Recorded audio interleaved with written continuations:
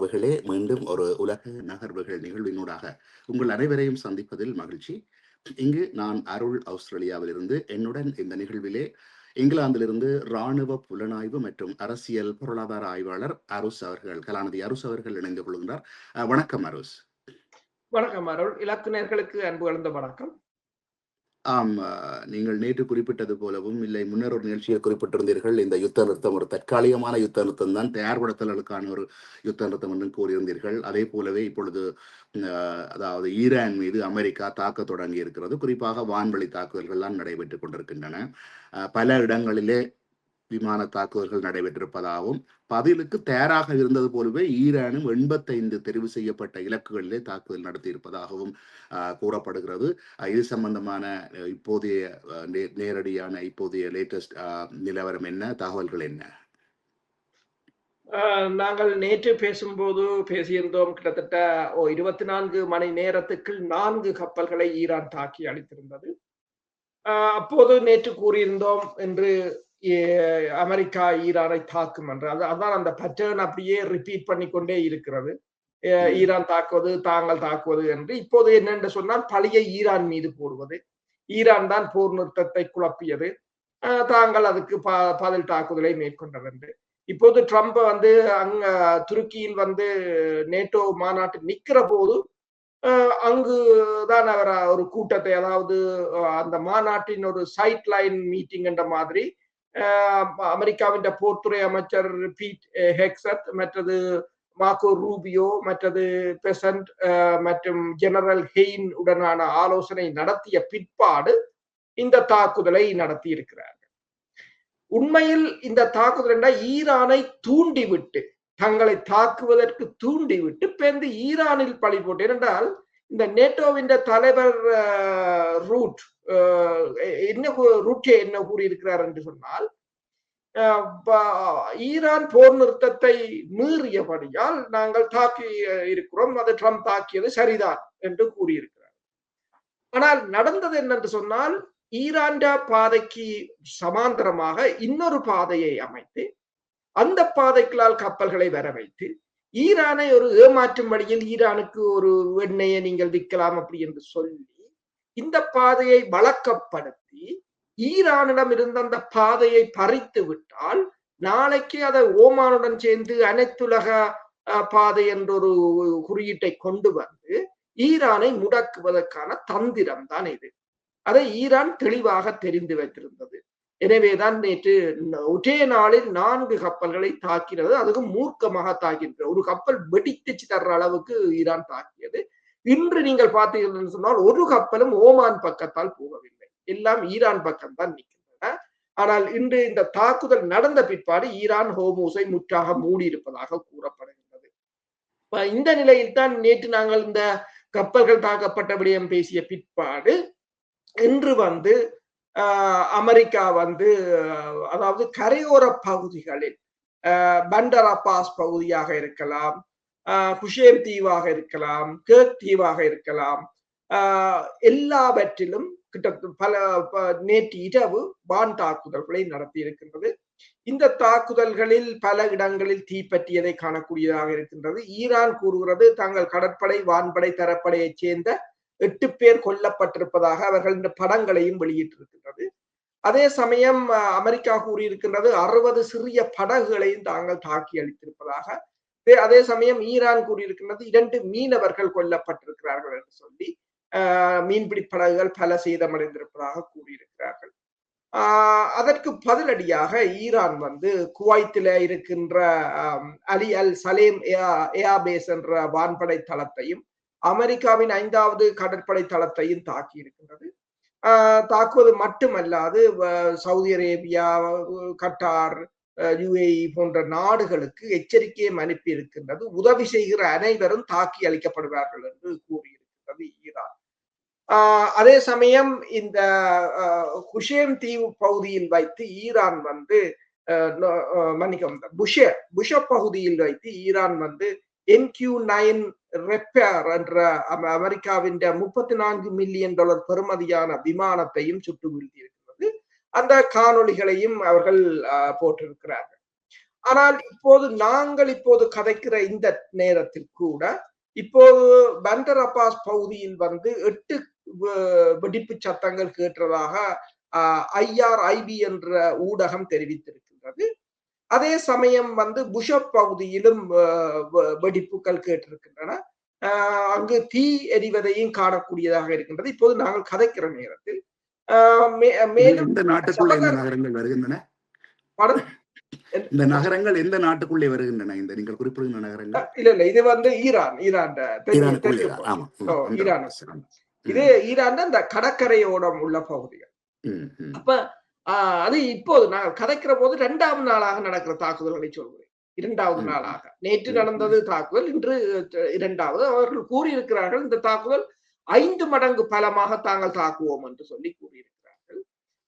அதுல பாத்தீங்கன்னு சொன்னால் அண்மை காலங்களில் முதல் முறையாக சபகர் துறைமுகத்தை தாக்கி இருக்கிறது அமெரிக்கா. அந்த துறைமுகம் ஈரான் ஒரு மிக முக்கியமான துறைமுகம். அந்த துறைமுகத்தை தான் இந்தியா கூட $175 மில்லியன் ஒரு ப்ராஜெக்டை ஆரம்பித்திருந்தது. பிறகு இந்த அழுத்தங்களால் அதை கைவிடப்பட்டிருந்தது அந்த திட்டம். மிகப்பெரிய துறைமுகம். அந்த துறைமுகமும் இன்று தாக்குதல் நடைபெற்றிருப்பதாக கூறப்படுகின்றது. அதாவது இந்த தாக்குதலை பொறுத்தவரையில் பஹ்ரைனும் குவைட்டும் தாங்கள் பல குரூஸ் ஏவுகணைகளையும் ஆளில்லாத தாக்குதல் விமானங்களையும் சுட்டு வீழ்த்தி இருப்பதாக கூறியிருக்கிறது. இதனிடையே அப்பாஸ் அரக்சி ஈரான் வெளிவார அமைச்சர் கூறியிருக்கிறார் என்னென்று சொன்னால் MOU அதாவது இந்த போர் நிறுத்தம் முறிந்து விட்டது என்று சொல்லியும் ஆர்டிகிள் 10 அதில் மீறப்பட்டிருப்பதாகவும் இனி வரும் காலங்களில் பேச்சுக்கள் மற்றது போர் நிறுத்தம் என்ற எந்த ஒரு நிலைமை எந்த ஒரு நிகழ்வுக்கும் சாத்தியமில்லை என்று கூறியிருக்கின்றார். அதே சமயம் ட்ரம்ப் கூறியிருக்கின்றார் ஈரான் மீது தளர்த்தப்பட்டிருந்த எண்ணெய் ஏற்றுமதி தடையை மீண்டும் தாங்கள் கொண்டு வருவதாகவும் பீட் ஹெக்ஸத்துடன் தான் பேசியதாகவும் உடனடியாகவே கடற்படை முற்றுகையை அமுல்படுத்துமாறும் ஹாத் தீவை தாங்கள் கைப்பற்றுவோம் என்று சொல்லியும் இனி ஈரானுடன் ஒரு பேச்சு நடக்கப் போவதில்லை என்று சொல்லியும் இந்த போர் நிறுத்தம் ஓவர் இதோட முடிஞ்சது என்று சொல்லியும் கூறியிருக்கின்றார். இதைத் தொடர்ந்து உங்களுக்கு தெரியும் எண்ணெய் விலை அதிகரித்திருக்கின்றது. கிட்டத்தட்ட 5% எகிரி இருக்கின்றது. மேலும் பங்கு சந்தைகள் வீழ்ச்சி அடைந்திருக்கின்றன என்று சொல்லி அதாவது மீண்டும் ஒரு போருக்குள் இருதரப்பும் வந்திருக்கின்றன.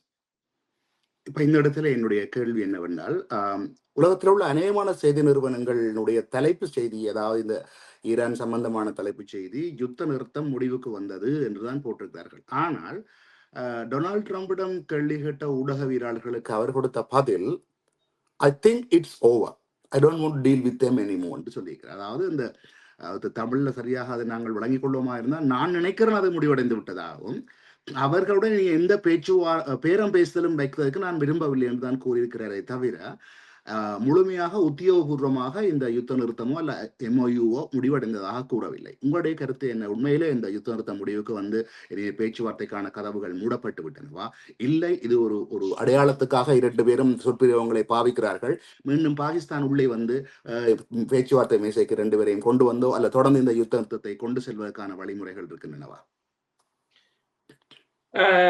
அதை பங்கு சந்தை நீங்கள் கேட்ட கேள்விக்கான விடையை இன்றைய பங்கு சந்தைகள் இந்த நாஸ்டாக் போன்ற பங்கு சந்தைகள் அதை தெளிவுபடுத்தி இருப்பதாக ஒருவர் ட்விட்டர் தளத்தில் பதிவிட்டிருக்கிறார். என்னன்னு சொன்னால் முதலில் பங்கு சந்தைகள் அதால பாதாளத்துக்கு வீழ்ந்தன என்றும் பிறகு ட்ரம்பின் கருத்து, அதாவது அது ஏன் விழுந்ததுன்றதுக்கு அவர் காரணம் போடுறாரு என்று சொன்னால் எல்லாம் இட்ஸ் ஓவர் என்று அவர் சொன்னபடியால் போடுறான் நிரந்தரம் என்று சொல்லி பங்கு சந்தைகள் வீழ்ந்ததாகவும் பிறகு ட்ரம்ப் இப்படித்தான் சொல்லுவார் என்றதால் பங்கு சந்தைகள் மீண்டும் ஏறியதாகவும் போட்டிருக்கிறார்கள். அப்ப அவர் இந்த போரை பொறுத்த வரையில் இனி உங்களுக்கு தெரியும் இந்த ஏப்ரல் 8ஆம் தேதி வான் தாக்குதல் நின்ற பிற்பாடு இன்று வரையும் அமெரிக்கா முழு அளவிலான வான் தாக்குதலை செய்யவில்லை. இப்படி இடைக்கிட தாக்குகிறார்களே தவிர முழுமையான வான் தாக்குதலை முன்னர் போல செய்யவில்லை. அது கடற்படை முற்றுகைக்கு தான் மாறி இருந்தார்கள். இப்ப இன்னும் அமெரிக்கா அந்த நிலையில் இல்லை தொடர்ச்சியாக தாக்குவதற்கு. ஏனென்றால் ஈரான் மீண்டும் தாக்குமாக இருந்தால் பலமாக ஈரான் இஸ்ரேலையும் தாக்கும், வளைகுடா நாடுகளையும் தாக்கும், செங்கடலையும் கூட அவர்கள் மூடக்கூடிய ஒரு வலுவான நிலையில் தான் இருக்கிறார்கள். இருந்த போதும் இந்த இப்போது அமெரிக்காவுக்கு மிக பெரிய பிரச்சனையாக இருப்பது இந்த ஹோர்முஸ் நீரிணை தான். எனவேதான் நீங்க நான் சொன்ன பகுதிகள், நீங்கள் இந்த பண்டர் அப்பாஸா இருக்கலாம், புஷர் பகுதியா இருக்கலாம், காக் தீவுகளாக இருக்கலாம், கிரிக் ஐலண்டாக இருக்கலாம், எல்லாம் அதை சுற்றி உள்ள அந்த ஹோர்முஸை சுற்றி உள்ள இடங்களைத்தான் அமெரிக்கா தொடர்ச்சியாக தாக்கி கொண்டிருக்கிறது. ஏனென்று சொன்னால் அதில் இருக்கின்ற என்ற ஏர் டிஃபென்ஸ், அந்த வான் எதிர்ப்பு ஏவுகணைகள், ட்ரோன்கள், லான்ச் பேட் உட்பட மற்றது அந்த கடற்படையின் தாக்குதல் வள்ளங்கள் நிலையிடம், கடற்படை தளங்கள், வான்படை தளங்கள், ரடார் நிலையங்கள் என்று சொன்னால் அதுல இருக்கிற ரடார் நிலையங்களை வைத்துத்தான் ஈரான் இந்த கப்பல்களின் நடமாட்டங்களை அவதானித்துக் கொண்டிருக்கிறது என்று அதுகளை தாக்கி அழித்து பலவீனப்படுத்துகிற நடவடிக்கையை தான் மேற்கொள்கிறார். நீங்கள் கேட்டது போல இது முற்றுமுழுதாக முடிந்து விட்டது, முழு அளவிலான போருக்கு இருவரும் திரும்புகிறார்கள் என்றது அது ஒரு கேள்விக்குறிதான். இது அந்த நிலைக்கு இல்லை என்று சொன்னால் முழு அளவிலான போருக்கு திரும்பினால் ஹோர்முஸ் மூடப்படும், மற்றது செங்கடல் மூடப்படும். ஏன் செங்கடலுக்கு கீழால் செல்கின்ற கேபிள்களை கூட ஈரான் வெட்டலாம் என்று கூட கூறினார்கள். இன்டர்நெட் வசதிகள் நிறுத்தப்படும், பணப்பரிமாற்றம் நிறுத்தப்படும். அதே போல வளைகுடா நாடுகள் அனைத்தும் மீண்டும் பொருளாதார சிக்கலில் சிக்கும். இன்று ஐரோப்பிய ஒன்றியத்தின் விமான சேவை நிறுவனங்கள் இன்று மீண்டும் அறிவித்து விட்டன, வளைகுடா நாடுகளுக்கான விமான போக்குவரத்துக்கள் பாதுகாப்பில்லை என்று சொல்லிவிட்டார்கள். மீண்டும் இந்த அப்படியான ஒரு நிலைமை இருக்கேக்க அவர்கள் இந்த போருக்கு எவ்வளவு தூரம் ஒத்துழைப்பார்கள் என்றதான் பிரச்சனை. இந்த இடத்திலே நீங்கள் இதே நிகழ்விலேயே கூறிக்கொண்டிருந்தீர்கள், அதாவது இந்த யுத்த நிறுத்தம் என்பது உண்மையிலே இதயபூர்வமாக கடைபிடிக்கப்படுவதல்ல, ஒரு தயாரிப்புக்காகவும் ஆயுத தயாரிப்புக்காகவும் ஒரு தந்திரமாகவும் ஈரானை ஒரு வகையிலே வழிக்கு கொண்டு வருவதன் மூலம் தாங்களும் ஒரு தயார்படுத்தலுக்கு என்று கூறியிருந்தீர்கள். அதே வேளையில இன்னொரு சம்பவம் தொடர்ந்து இடம்பெற்றுக் கொண்டிருந்தது. இஸ்ரேல் லெபனானின் மீது தொடர்ந்து தாக்குதல்களை நடத்தி கொண்டே இருந்தது. ஈரான் சொல்லிக் கொண்டே இருந்தது, அதாவது இஸ்ரேல் லெபனானை தாக்குமாக இருந்தால் யுத்த நிறுத்தம் முடிவடையும் என்று. ஆனால் அப்படி இருந்தும் அது நடந்து கொண்டிருந்தபடியால் இந்த யுத்த நிறுத்தம் ஊசலாடி கொண்டுதான் இருந்தது. இப்பொழுது இந்த அமெரிக்கா தனக்கென்று தனியான ஒரு வழியை, அதாவது ஓமானினூடான வழியை துறக்க முற்பட்டதுதான் இந்த காரணம் என்று நீங்கள் கூறுகிறீர்கள். சரி, இப்போ என்னுடைய கேள்வி என்னவென்றால், இப்ப இந்த ஈரானுடைய தலைவருடைய இறுதி நிகழ்வு மிகவும் சிறப்பாக நடைபெறுகிறது. நீ சொன்னதா 20 மில்லியன் 30 மில்லியன் மக்கள் பங்கு பெற்றுகிறார்கள். இந்த நிகழ்வு நடப்பதை பொறாமையாக பார்த்து இவ்வளவு மக்கள் சேர்க்கிறார்களே என்கின்ற ஒரு இதை பார்த்து குழப்புவதற்காகவும் இந்த முயற்சிகளில் ஈடுபட்டிருக்கலாம் என்று நீங்கள் நினைக்கிறீர்களா? உண்மைதான். என்று சொன்னால் ட்ரம்பை பொறுத்தவரையில் அவர் தான் எல்லாத்திலும் பெஸ்ட் என்றது, அமெரிக்கா தான் முதன்மையானது என்றதும் அவருக்கு ஒரு மிகப்பெரிய ஒரு பிரச்சனை. இந்த நிகழ்வு இவ்வளவு தூரத்துக்கு இடம்பெறுவது, அந்த நிகழ்வை நாங்களும் பேசியிருந்தோம். அது ஹோர்முஸ் நீரிணை எவ்வளவு பலத்தை ஈரானுக்கு கொடுத்ததோ அதை விட பல மடங்கு பலத்தை இந்த ஒற்றுமை கொடுத்திருக்கிறது என்று சொல்லி, இன்றும் ஈராக்கின் நஜாப் நகரில் இன்று ஹமேனியின் இறுதி ஊர்வலம் நடந்ததாகவும் 2.3 மில்லியன் மக்கள், அதாவது 23 லட்சம் மக்கள் பங்கேற்றதாகவும் தகவல் தெரிவிக்கிறது. இது ஈராக்கில் மட்டும் 23 லட்சம் மக்கள் பங்கேற்றிருக்கிறார்கள்.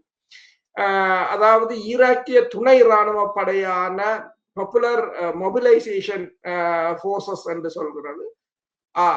அவர்களும் இதில் அதிக எண்ணிக்கையாக பங்கு பெற்றியதுடன் அவர்கள்தான் இதனை ஒழுங்குபடுத்தி இருந்ததாகவும், இது அதிகாரபூர்வமாக அவர்களால் உறுதிப்படுத்தப்பட்டதாகவும், ஷியா இஸ்லாமியர்களின் 3வது புனித தலமான நஜாப் நகரில் சுமார் 6 கிலோமீட்டர் தூரத்துக்கு இந்த ஊர்வலம் இடம்பெற்றதாகவும், அங்கிருந்து அவர்கள் உடல் அடக்கம் செய்யப்படவுள்ள மஷாத் நகரத்துக்கு கொண்டு செல்லப்படுவதற்கு முன்னராக காபாலா நகருக்கும் எடுத்து செல்லப்பட்டு பின்னர் இன்று இரவு ஈரான் திரும்புகிறது என்று சொல்லியும் கூறியிருக்கிறார்.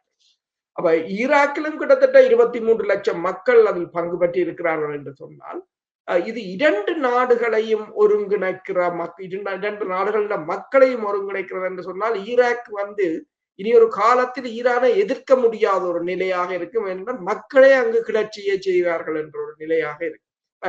இது நீங்கள் கூறியது போல இதுவும் அவர்களுக்கு ஒரு மிகப்பெரிய ஒரு பிரச்சனை தான். அப்ப இப்ப என்ன கூறுகிறார்கள் என்று சொன்னால் இந்த நாளைக்குத்தான் இந்த உடல் அடக்கம் செய்யப்பட போகின்றது. அதற்குள் மிக பலமாக தாக்குகிறார்கள். இப்ப 22வது நாளாக இப்ப நாங்கள் கதைச்சு கொண்டிருக்கிற நேரத்தில் கிட்டத்தட்ட ஒரு 16 தொடக்கம் 20 குண்டுவெடிப்புகள் இடம்பெற்றிருப்பதாக கூறப்படுகிறது பல நகரங்களில். ஈரான் சபகர் துறைமுகம், முக்கியமான துறைமுகமும் தாக்கப்பட்டது. அப்ப அந்த இறுதி ஊர்வலம் நடைபெற்றுக் கொண்டிருக்கின்ற இந்த தருணத்தில் அமெரிக்கா மிக மோசமாக தாக்குவது இதை குழப்புவதற்கான அல்லது இந்த மக்களின் எண்ணிக்கையை இல்லாது செய்வதற்கான ஒரு முயற்சியாகத்தான் பார்க்கப்படும். இது பெஞ்சமின் நெத்தனியாவுக்கு மிகப்பெரிய ஒரு சந்தோஷமான செய்தியாக இருக்கும். பீட் ஹெக்ஸட் இன்று இஸ்ரேல் போவதற்கு திட்டமிட்டிருந்ததாகவும் இந்த தாக்குதல்களை தொடர்ந்து அவர் தனது பயணத்தை ரத்து செய்திருப்பதாகவும் ரத்து செய்த பிற்பாடுதான் அவர்கள் இந்த நேட்டோ மாநாட்டின் ஒரு ஓரமாக அவர்களின் ஒரு கூட்டமும் நடைபெற்றதாகவும் அதில் தான் முடிவெடுத்திருப்பதாக கூறப்படுகிறது. எவ்வளவு தூரத்துக்கு என்று சொன்னால் இன்று ஈரான் நாங்கள் கழிச்சு கொண்டிருக்கிற நாளை விடுவதற்கிடையில் ஈரான் தாக்குதலை ஆரம்பிக்கும். ஈரான் நிச்சயமாக பதில் தாக்குதலை கொடுக்கும். அதை பொறுத்துத்தான் இந்த அடுத்த கால நிலைமை எவ்வாறு அமையப் போகிறது என்றது தெரிய வரும். நீங்கள் குறிப்பிட்டது போல அமெரிக்காவிலும் பெட்ரோலிய விலை கூடியிருப்பதாகவும் $3.65 இப்பொழுது பெட்ரோல் குறைந்திருந்ததாகவும் அது விரைவாக அதிகரிக்கப் போவதாகவும் அவர்கள் பயப்படுகிறார்கள். நீங்கள் சொன்னது போல ஷியா மார்க்கெட்டும், அதாவது பங்குச்சந்தை மிகவும் வீழ்ந்திருக்கிறது. அதன் காரணமாக வட்டி விகிதத்தை கட்டாயம் உயர்த்த வேண்டிய சூழ்நிலைக்கு அமெரிக்கா வந்திருப்பதாகும். ஆகவே அந்த நாட்டுக்கும் இவ்வளவு பாதிப்பு இருந்தும் கூட அவர்கள் இந்த யுத்தத்திலே விடாக்கொண்டன் கொடாக்கொண்டன் என்று சொல்வது போல அதிலே தொடர்ந்து ஈடுபடத்தான் முயற்சிக்கிறார்கள் என்பது தெரிகிறது. இப்பொழுது இவ்வளவு இந்த வட்டி வீதங்கள், ஆயில் பிரைஸ்கள் இவ்வளவு இருந்தும் கூட என்னத்துக்காக இவ்வளவு தூரம் இந்த அமெரிக்கா மீண்டும் இதை தொடக்கிறதுக்கு நினைக்கிறது? அதுல என்ன நன்மை இருக்கிறது அமெரிக்காவுக்கு? இதுல ஒன்று, இந்த போரை அமெரிக்கா ஆரம்பத்திலேயே இதை ஆரம்பித்திருக்க கூடாது. ஆரம்பித்து விட்டார்கள். ஆரம்பித்து ஈரானை பலவீனமாக்குவதற்கு பதிலாக பலமான சக்தியாக மாற்றிவிட்டார்கள்.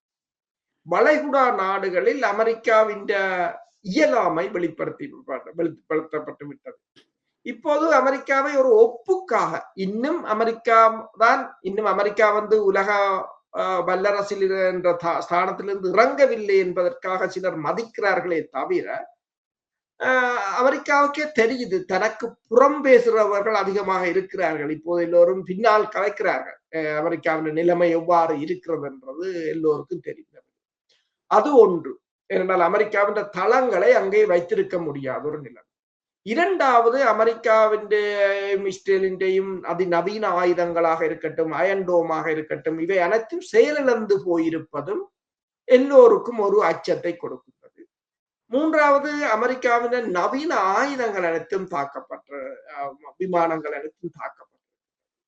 நான்காவது, இந்த ஹோர்முஸ் நீரிணை, அது சும்மா கிடந்த நீரிணையை இப்போது ஈரானுக்கு ஒரு வருமானம் வரும் வழியாகவும் ஈரான் இணைத்த பாட்டுக்கு அதை மூடலாம், திறக்கலாம் என்று உலகத்தின் பொருளாதாரத்தை கண்ட்ரோல் பண்ற ஒரு லிவரேஜையும் ஈரானுக்கு கொடுத்தது அமெரிக்கா எதிர்பார்க்காத ஒன்று.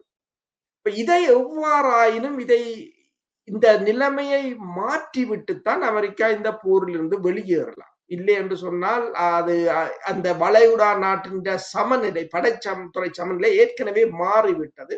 அதை மீண்டும் சரி செய்வதற்கு ரீசெட் பண்றது என்று சொல்லுவார்கள். அதற்கு முயற்சிக்கிறார்கள். அதுக்கு அமெரிக்கா தன்னாலான முயற்சிகளை செய்கிறது. ராஜதந்திர ரீதியாகவும் சரி, பொருளாதார ரீதியாகவும் சரி, ஆசையை காட்டி பார்க்கிறது ஈரானுக்கு. உங்களுக்கு தடைகளை நீக்குகிறோம், அது ஹோர்முஸில் வருகின்ற வருமானத்தை விட 100 மடங்கு லாபமானது, அதை தருகிறோம், இதை தருகிறோம் என்று, இதை பிரிக்கிறோம், அதை செய்கிறோம் என்று ஆசை வார்த்தைகளை கூறுவது ஒரு புறம் தனக்கு அந்த தந்திரமாக ஈரானை பலவீனப்படுத்துவது. இதை இரண்டையும் தான் செய்கிறார்கள். அதை ஈரான் தெளிவாக புரிந்து வைத்திருக்கின்றது. எனவேதான் இந்த தனக்கு அதாவது ஈரான் எண்ணெய்களை விற்பனை செய்வதற்கு அமெரிக்கா எப்படித்தான் அனுமதியை வழங்கினாலும் ஈரான் இந்த ஓமான் பாதையை உன்னிப்பாக பார்த்து கொண்டிருக்கிறது. என்ன தன்னை சுற்றி நடைபெற்று கொண்டிருக்கிறது என்பதை பார்க்கிறது. இப்போது நேட்டோவின் மாநாட்டிலே துருக்கியிலே எல்லோரும் கூடியிருப்பதும், சிரியாவிடம் மக்ரோன் சிரியாவுக்கு சென்று வந்ததும் என்று சொன்னால் அவர்கள் தங்களுடைய படையினரை களத்தில் இறக்க விரும்பவில்லை. ஐரோப்பிய ஒன்றியமோ அமெரிக்காவோ அடியாட்களை தேடுகிறார்கள். சிரியாவை கொண்டு போலாமா, கேடிஸ் படையினரை கொண்டு போலாமா, துருக்கி இறக்கலாமா? துருக்கி கூறியிருக்கிறது ஐரோப்பாவிலேயே தான் மிகப்பெரிய தரைப்படையை வைத்திருக்கிறேன் என்று கூறியிருக்கிறது. அப்ப துருக்கியை இறக்கலாமா என்று, அல்லது UAE இறக்கலாமா, சவுதி இறக்கலாமா என்ற ஒரு நிலைமையைத்தான் இவர்கள் இப்போது பார்க்கிறார்கள். ஈரான் இந்த சந்தர்ப்பத்தை பயன்படுத்தி தனது எல்லா தடைகளையும் உடைத்து விட்டதும் ஒரு பிரச்சனை. என்று சொன்னால் 15 வருடமாக இந்த ஏமனின் ஹூதிஸ் படையினர் இருக்கிற சானா பகுதிக்கு ஈரான் போக்குவரத்து விமானங்கள் பறக்கவில்லை. அது விமான பரப்பு தடை இருந்தது. ஆனால் இப்போ 2 நாளைக்கு முதல் ஈரான் போயிங் விமானம் பயணிகளுடன் அந்த ஏர்போர்ட்டுக்கு சென்றது. அதை தடுப்பதற்கு சவுதி அரேபியாவின் 3 F-16 அதை வானில் வந்தன. அந்த விமானத்தை தடுப்பதற்கு ஈரான் விமானம் திரும்பவே இல்லை. அவர்கள் தான் திரும்பி போனார்கள். ஏனென்றால் ஒரு ஆய்வாளர் கூறுகிறார், ஏனென்றால் சவுதிக்கு தெரியும் ஏதும் அந்த விமானத்துக்கு நடந்தால் தனக்கு என்ன பதிலடி விழும் என்றது சவுதிக்கு தெரியும். எனவேதான் சவுதி அதை மிரட்ட கொண்டிருந்தது வழியே சவுதி தாக்குதல் நடத்த நினைக்கவே இல்லை. அவர்கள் போய்விட்டார்கள் என்றார். இந்த இடத்துல சவுதி அரேபியா முழுமையாக அமெரிக்காவை வெளியேறுமாறும் அல்லது வெளியேற்றுவதற்கான முயற்சிகளை செய்து கொண்டிருக்கின்ற தகவலும் உண்மையா?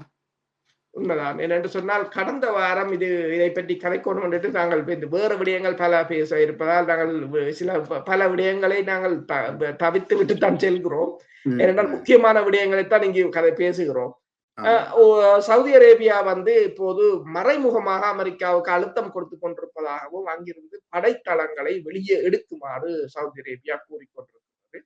இன்று சவுதி அரேபியா என்ன சொல்லி இருக்குது என்று சொன்னால், இந்த UAEக்கு இப்ப சவுதி அரேபியாவின் வங்கிகளின் ஊடாக செய்யப்படும் பணப்பரிமாற்றங்களை நிறுத்தி இருக்கின்றது சவுதி அரேபியா.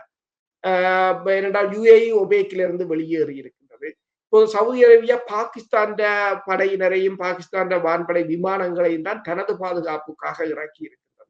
என்றால் பாகிஸ்தானை நம்புற அளவுக்கு இப்போது அமெரிக்காவை நம்புறதுல சவுதி அரேபியா இல்லை. இதுகள் எல்லாம் அமெரிக்காவுக்கும் பிரச்சனை. இந்த நம்பிக்கையை கட்டி வளர்க்க வேண்டும் என்று சொன்னால் ஈரானை பலவீனப்படுத்த வேண்டும், ஈரானை சரணடைய செய்ய வைக்க வேண்டும் என்பதுதான் இப்போது ட்ரம்பின் ஒரே நோக்கமாக இருக்கின்றது.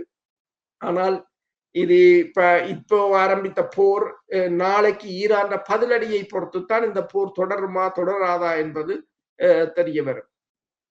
சரி, இப்ப என்னோட ஒரு கேள்வி இருக்கிறது என்னவென்றால், வியட்நாமுடனான அமெரிக்காவுடைய போர் முடிவுக்கு வருவதற்கு ஒரு போட்டோ ஒன்று, ஒரு பெண் பிள்ளை ஒன்று எரிகுண்டு மேபாம் கொண்டு விழுந்த பொழுது ஆடைகள் இல்லாமல் ரோட்டிலே ஓடி வருவதை ஒரு அமெரிக்க பத்திரிகையாளர் போட்டோ எடுத்து அதனை அமெரிக்கா முழுக்க பத்திரிகைகளிலே பிரசுரித்து அதை மக்கள் கொந்தளித்து அந்த யுத்த முறைக்கு வந்தது.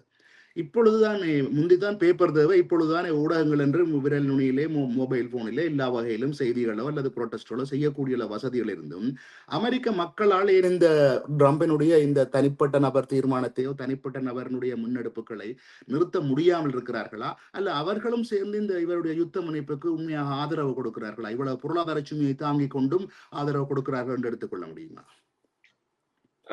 அதாவது இது ஒரு மாற்றம் என்றுதான் பார்க்கலாம். முன்னைய காலத்தில் அந்த தொழில்நுட்பங்கள் இல்லாத நேரத்தில், தொழில்நுட்பங்கள் இல்லை என்று சொல்ல முடியாது, வளர்ச்சி அடையாத நேரத்தில் அந்த புகைப்படம் ஒரு மாற்றத்தை ஏற்படுத்தி இருந்தது. புகைப்படம் மட்டும் ஒரு மாற்றத்தை ஏற்படுத்தவில்லை, அமெரிக்காவின் இழக்கப்பட்ட 59,000 படையினரின் இழப்பும் ஒரு மாற்றத்தை ஏற்படுத்தி இருந்தது அமெரிக்காவில். நீங்கள் கேட்கிறது சரி. ஆனால் இப்போது அதைவிட மோசமானது 2009ஆம் ஆண்டு முள்ளிவாய்க்காலில் நடைபெற்ற சம்பவங்களின் போது அதைவிட மோசமான படங்கள் எல்லாம் இருந்தது. ஆனால் உலகத்தில் ஒரு பெரிய மாற்றத்தை கொண்டு வரவில்லை. அதே போலதான் இப்ப ஈரான்ல அந்த மினா பகுதியில் பாடசாலை மீது நடத்தப்பட்ட தாக்குதல். அது இந்த ஈரான் பேச்சுவார்த்தைக்கு போன போது கூட அந்த பிள்ளைகள் இந்த அவர்கள் ஒரு 10 பேர் தான் அந்த பேச்சுவார்த்தைக்கு போனார்கள் ஒரு போயிங் விமானத்துல. மிச்சமா இருந்த சீட்டிலே எல்லாம் அவர்களுடைய பெயர் தான் பொறிக்கப்பட்டிருந்தது. பிறகு அண்மையில் அவர்கள் சென்ற பேச்சுவார்த்தையின் போது கூட அந்த விமானத்திலும் மினாப் என்றுதான் எழுதியிருந்தது. ஃபுட்பாலும் அப்படித்தான். அவர்கள் எல்லாத்திலும் அதை கொண்டு வாரார்கள், எல்லா ஊடகங்களிலும் கொண்டு வர பலரும் பேசுகிறார்கள். ஆனால் அதற்கு கவுண்டராக செய்கின்ற பிரச்சாரங்களும் இப்ப அதாவது தொழில்நுட்பம் வந்து வளரும் போது அதை பயன்படுத்தும் போது இருதரப்பும் தான் பயன்படுத்தும். எதிரியும் பயன்படுத்துவார்கள், தாக்குதல் செய்பவர்களும் பயன்படுத்துவார்கள். அப்ப இதில் நீங்கள் பார்த்தீர்கள் என்று சொன்னால் அமெரிக்க மக்களிடம் பெருமளவான ஒரு மாற்றத்தை கொண்டு வராத மாதிரி இப்போது உலகத்தின் ட்ரெண்டிங் மாறிவிட்டது. அவர்கள் பெருசாக அதாவது தாங்கள் வாழ்ந்தால் காணும் அந்த மனித நேயம் என்பதும் மனிதாபிமானம் என்பதும் மெல்ல மெல்ல இந்த அமெரிக்காவின் நடவடிக்கைகள் இஸ்ரேல் நடவடிக்கைகளால் மக்கள் மத்தியில் அது ஒரு மறைந்து விட்டதாகத்தான் பார்க்கலாம்.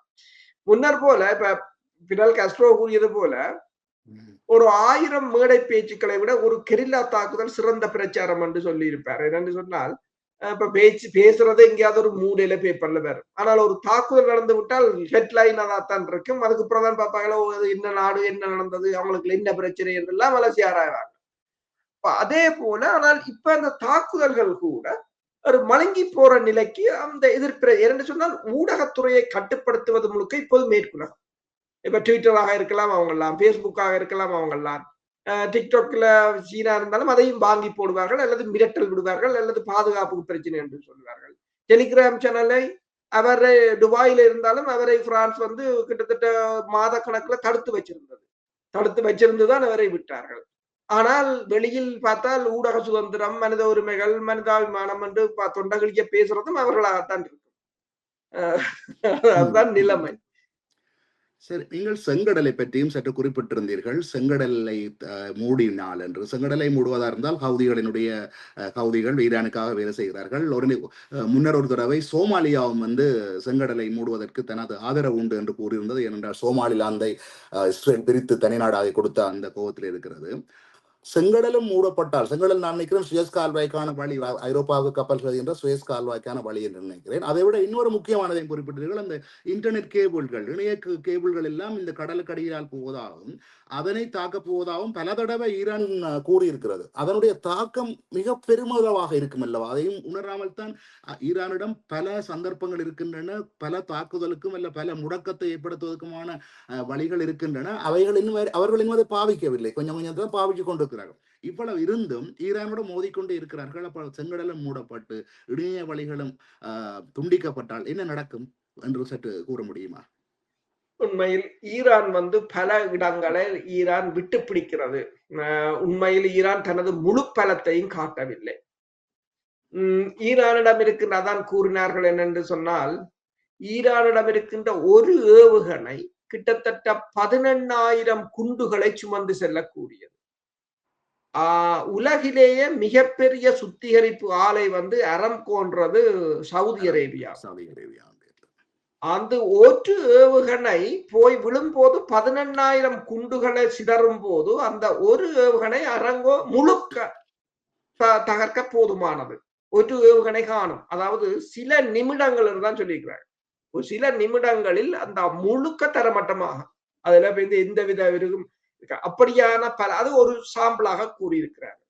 அதே போலதான் அதாவது டியாகோ காசியாவுக்கு வந்தது ஏவுகணை என்று சொன்னால் செங்கடல் பெரிய தூரம் இல்லை. ஆனால் அவர்கள் மூடவில்லை, விட்டுத்தான் பிடிக்கிறார்கள். ஏனென்றால் அதை மூடினால் மேலும் 10% எண்ணெய் உலகத்துக்கு நின்று போகும். கிட்டத்தட்ட இங்க 20-30% நின்றுதென்றால் உலகத்தின் இயக்கம் முற்றாக ஸ்தம்பிதம் அடையும். அடுத்தது நீங்க சொன்ன மாதிரி இன்டர்நெட் கேபிள்கள். அந்த கேபிள்கள் செங்கடல் அடியில் ஹூதிஸின் பகுதியால் தான் அது வருகிறது. அதை கூறுகிறார்கள் என்ற சில இடங்களில் அந்த ஷலோ ஓட்டர் என்றபடியால் ஒரு கொஞ்சம் மீட்டர் தூரத்துல தானே அது இருக்குது. சிலதுதான் டீப் சீக்ல இருக்குது சிலது. ஆனால் இந்த இன்டர்நெட் கேபிள்கள், இந்த எரிபொருள் குழாய்கள் எல்லாம் அமைக்கும் போது அது ஒரு ஜென்டில்மேன் ஒப்பந்தம் என்று சொல்லி ஒரு எழுதப்படாத சட்டம் என்னன்னு சொன்னால் எந்த ஒரு பிரச்சனை வந்தாலும் எந்த தரப்பும் இதுகள்ல கை வைக்க கூடாது. அது ஒரு இது நீங்கள் நாட்டுக்கு நாடு போர் நடந்தாலும் இது ஒரு எல்லா உலகங்களை இணைக்கிறது, இதுகள்ல யாரும் தொடக்கூடாது.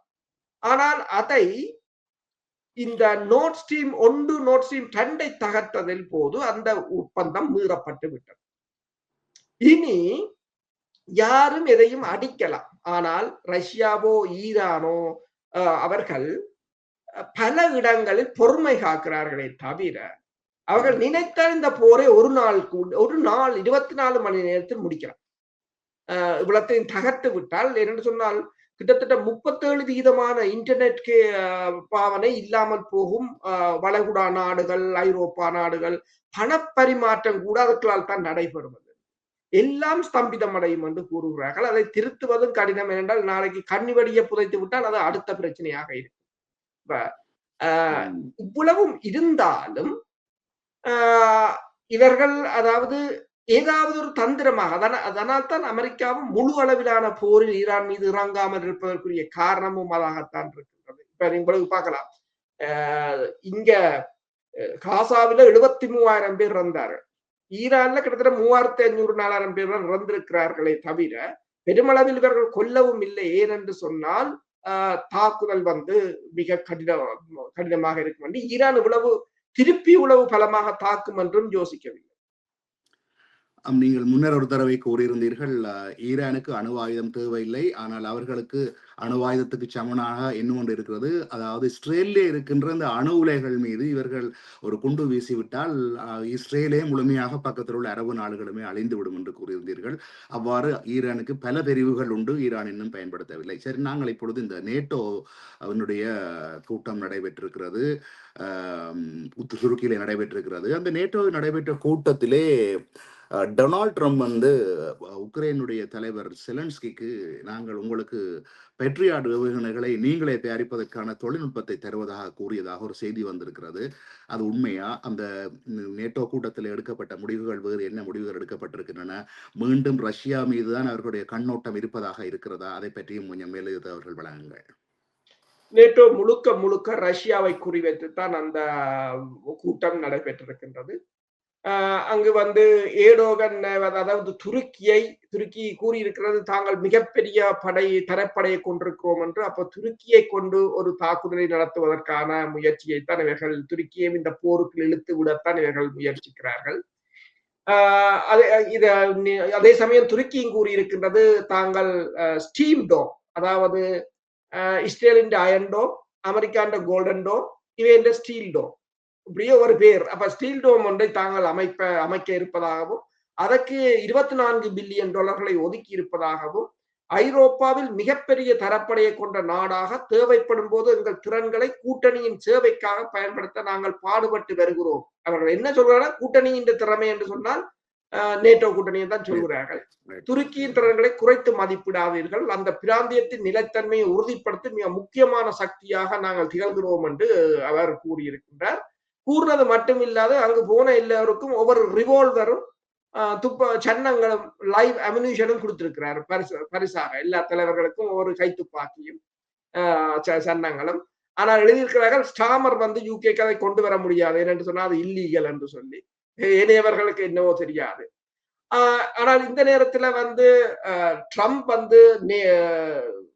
செலன்ஸ்கியை சந்தித்திருக்கின்றார். அப்ப செலன்ஸ்கி பேட்ரியாட் ஏவுகணையை தங்களுக்கு உற்பத்தி லைசன்ஸை தருமாறும் தாங்கள் அங்கிருந்து தயாரிக்க அது உதவும் என்றும் கூறியிருக்கிறார். அதுக்கு ட்ரம்ப் கூறியிருக்கிறார், அது நல்ல ஐடியா. ஏனென்று சொன்னால் பிறகு மற்றவர்கள் குறை கூற முடியாது அமெரிக்கா ஆயுதத்தை கொடுத்தது என்று சொல்லி.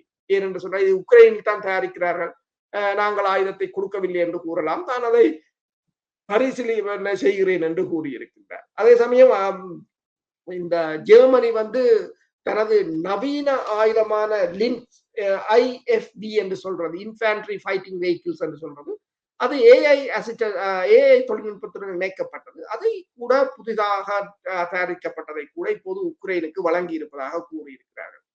ஆனால் இதில் கலந்து கொண்ட பலரும் பேசியிருக்கிறார்கள். இப்ப ஹங்கேரியின் பிரதமர் கூறியிருக்கின்றார், பீட்டர் மக்கியர் கூறியிருக்கிறார் என்று சொன்னால், உக்ரைன் ஒரு பாதிக்கப்பட்ட தரப்பு என்பதை தான் ஏற்றுக்கொள்வதாகவும், ரஷ்யா ஒரு கொடூரமான ஆக்கிரமிப்பாளர் என்றதை தான் ஏற்றுக்கொள்வதாகவும், ஆனால் உக்ரைனுக்கு மனிதாபிமான உதவிகளை தவிர படைத்துறை உதவிகளை தங்களால் வழங்க முடியாது என்று கூறியிருக்கிறார். அதே நேரம் ஸ்வீடனின் பிரதமர் கூறியிருக்கின்றார் கிறிஸ்டாசன் என்னென்று சொன்னால் உக்ரைனுக்கு புதிய தலைமுறை கிரிப்பன் ரக போர் விமானங்களை தாங்கள் 16 போர் விமானங்களை வழங்குவதற்கான ஒப்பந்தத்தில் கையெழுத்திட்டிருப்பதாகவும் கூறியிருக்கின்றார். நாங்கள் நன்கொடையாக 16ஐயும் வழங்கி 16ஐ காசுக்கு வழங்கி டோட்டலாக 32ஐ வழங்கப் போவதாக கூறியிருக்கிறார். பல்கேரியாவின் பிரதமர் ரூமன் என்ன கூறியிருக்கிறார் என்று சொன்னால் இராணுவ ஆதரவை வழங்குவதற்கான திறன் எங்களிடம் எல்லாம் தீர்ந்து விட்டது. அவர் கையை விரிச்சு காட்டியிருக்கிறார். எங்களிடம் உலகாலம் வழங்கினது காரணம், இனி எங்களிடம் வழங்குவதற்கு ஒன்றும் இல்லை என்று கூறியிருக்கிறார். அதே நேரம் கிரீன்லாந்து தொடர்பாக அங்கு இடம்பெற்ற விவாதத்தில் அமெரிக்காவின் அதிபர் கூறுகிறார், கிரீன்லாந்து டென்மார்க்ல இருக்கிற விட தங்களிடம் தான் இருக்க வேண்டும். அதை முன்னர் கிரீன்லாந்து கொடுத்தது ஒரு தவறான முடிவு என்று கூறியிருக்கின்றார். ஆனால் இது தொடர்பாக கிரீன்லாந்தின் டென்மார்க்கின் பிரதமர் மெட்டே அவரிடம் கேட்டபோது அவர் கூறியிருக்கின்றார், அது நேட்டோவின் ஒவ்வொரு அங்குல நிலத்தையும் பாதுகாக்க வேண்டியது நேட்டோ கூட்டமைப்பில் உள்ள நாடுகளின் ஒவ்வொரு அங்குலத்தையும் பாதுகாக்க வேண்டியது நேட்டோவின் பொறுப்பு. எனவே இந்த கிரீன்லாந்தை யாரும் ஆக்கிரமித்தால் ஆர்டிகிள் 5ஐ ஆக்டிவேட் பண்ண வேண்டும் என்று சொல்லி, அப்ப ஆர்டிகிள் 5ஐ யாருக்கு எதிராக ஆக்டிவேட் பண்றது என்று சொன்னால் கிட்டத்தட்ட 60% நேட்டோவின் ஷேரை அமெரிக்கா தான் பாக்குது. அதுக்கு எதிராக இவர்கள் தாக்குதல் நடத்துவதுன்றது நடக்க முடியாத காரியம். ஆனால் அவர் அவ்வாறு அதை சொல்லி இருக்கின்றார். கிரீன்லாந்தை விற்பனைக்கு தாங்கள் இல்லை கொடுக்க போவதில்லை என்றும் கூறியிருக்கின்றார். அதே நேரம் நெதர்லாந்து பிரதமர் கூறியிருக்கிறார் என்னென்று சொன்னால் அமெரிக்கர்களின் உதவியுடன் இந்த ஐரோப்பிய கண்டத்தை நாங்கள் பாதுகாக்கும் திறன் எங்களிடம் இருக்கிறது என்று சொல்லி கூறியிருக்கின்றார்.